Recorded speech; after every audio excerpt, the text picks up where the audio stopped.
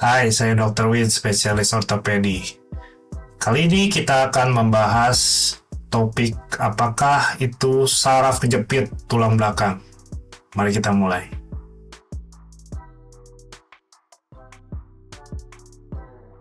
Pasien datang ke poli dengan kaki diseret-seret dan mengeluh kesemutan setelah mengangkat beban berat.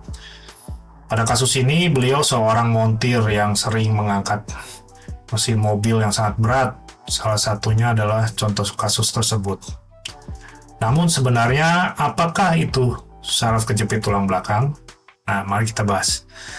Saraf kejepit atau dalam dunia medis dikenal dengan istilah hernia disc atau lumbar disc herniation, adalah kombinasi di mana bantalan tulang belakang yang disebut discus intervertebralis, ya, jadi di antara tulang dengan tulang, di antaranya itu ada discus intervertebralis, bergerak keluar dari posisi normalnya dan memberikan tekanan pada saraf-saraf yang berada di sekitarnya.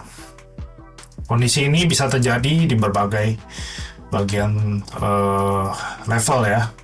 Namun yang paling sering terjadi di bagian punggung bagian bawah atau bagian leher. Bantalan tulang belakang bertindak sebagai peredam guncangan dan menjaga kestabilan tulang belakang. Ketika bantalan ini bergeser atau mengalami kerusakan ya, tekanan pada saraf yang keluar dari tulang belakang bisa menyebabkan rasa sakit, mati rasa, kesemutan, atau kelemahan otot di bagian tubuh yang terhubung dengan saraf tersebut. Penyebab saraf kejepit biasanya disebabkan oleh berbagai faktor. Salah satunya adalah proses penuaan yang membuat bantalan tulang belakang menjadi kurang elastis dan lebih rentan terhadap kerusakan. Selain itu, beberapa faktor lain yang dapat memicu terjadinya saraf kejepit meliputi posisi tubuh yang salah. Bisa juga tuh, karena kebiasaan duduk atau berdiri dalam posisi yang tidak ekonomis, serta kebiasaan mengangkat beban dengan cara yang salah, yang dapat memberi tekanan yang berlebih pada tulang belakang. Sering pungguk tuh ngangkat yang berat tuh, nah itu hati-hati ya. Kemudian cedera atau trauma, bahasa kedokterannya trauma ya. Benturan atau kecelakaan dapat menyebabkan pergeseran bantalan ya, bisa bergeser bantalan tulang belakangnya yang mengarah pada terjepitnya saraf. Nah, obesitas juga yang suka mager nih. Berat badan yang berlebih juga memberikan tekanan tambahan pada tulang belakang, memperbesar kemungkinan terjadinya hernia diskus. Juga hati-hati nih yang punya pekerjaan dengan aktivitas fisik yang beresiko. Pekerjaan yang melibatkan angkat-angkat beban berat ya, atau aktivitas berulang yang memberikan tekanan pada tulang belakang juga bisa menyebabkan saraf kejepit. Gejala saraf kejepit dapat bervariasi tergantung lokasi dan tingkat keparahan dalam kondisi ini. Gejala umumnya meliputi nyeri punggung atau leher ya. Rasa sakit biasanya timbul mendalam dan terasa lebih intens pada saat bergerak atau setelah beraktivitas. Kemudian kesemutan, kalau bagian atas kesemutan daerah sini, kalau kalau yang terkena bagian bawah, kesemutannya bagian bawah ya. Pada beberapa kasus pasien mengalami sensasi kesemutan atau mati rasa pada area yang disyarafi oleh saraf yang terjepit. Kemudian kelemahan pada otot terhubung juga dengan saraf yang terjepit, yang seringkali mempengaruhi kemampuan untuk bergerak dengan normal. Lalu gejala lainnya kesulitan bergerak. Kesulitan bergerak ini merupakan suatu gejala juga. Sering disertai dengan kaku atau terbatasnya gerakan pada bagian tubuh, atau susah jalan kadang-kadang, kakinya nggak kuat, nah, bisa juga ya. Diagnosis saraf kejepit. Biasanya dokter akan melakukan beberapa pemeriksaan untuk menegakkan diagnosis saraf kejepit.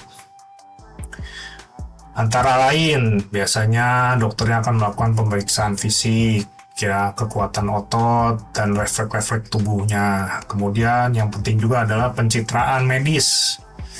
Maksud pencitraan medis adalah MRI atau CT scan, ya. Sering digunakan untuk memeriksa tulang belakang dan melihat adanya hernia diskus atau tekanan pada saraf. Lalu ada elektromiografi EMG. Tes ini digunakan untuk mengukur aktivitas listrik pada otot dan saraf untuk menentukan apakah ada kerusakan saraf. Nah, itu kedeteksi ya nanti. Lalu pengobatan saraf kejepit apa? Tergantung pada tingkat keparahan kondisi dan respon tubuh terhadap pengobatan. Saraf kejepit bisa ditangani melalui beberapa metode. Pertama ya yang pertama pasti terapi konservatif, ya.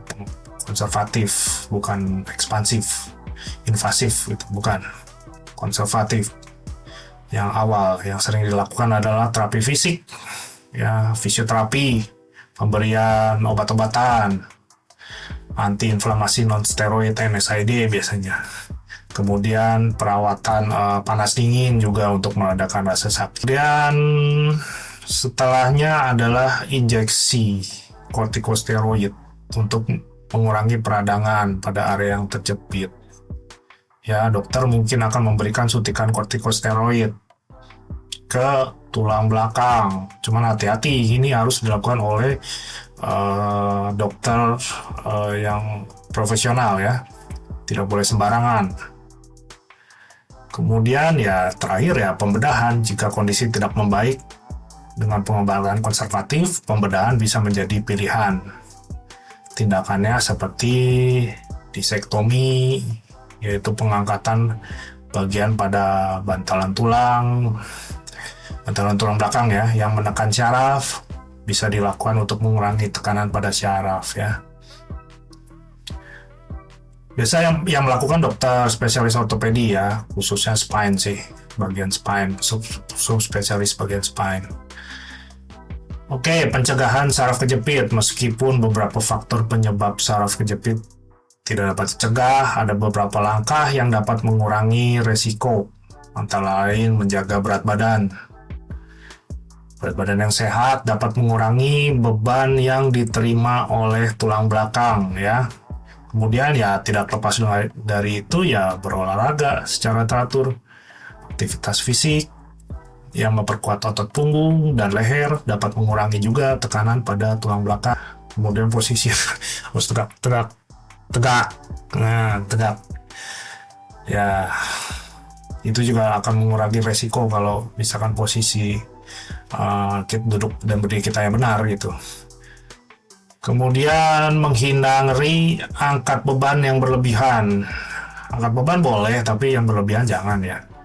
Jika pekerjaan Anda harus mengangkat beban berat, pastikan untuk melakukannya dengan teknik yang benar.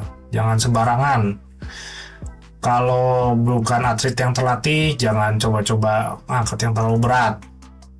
Ya, oke. Kesimpulan. Saraf kejepit adalah suatu kondisi yang dapat sangat mengganggu kehidupan sehari-hari.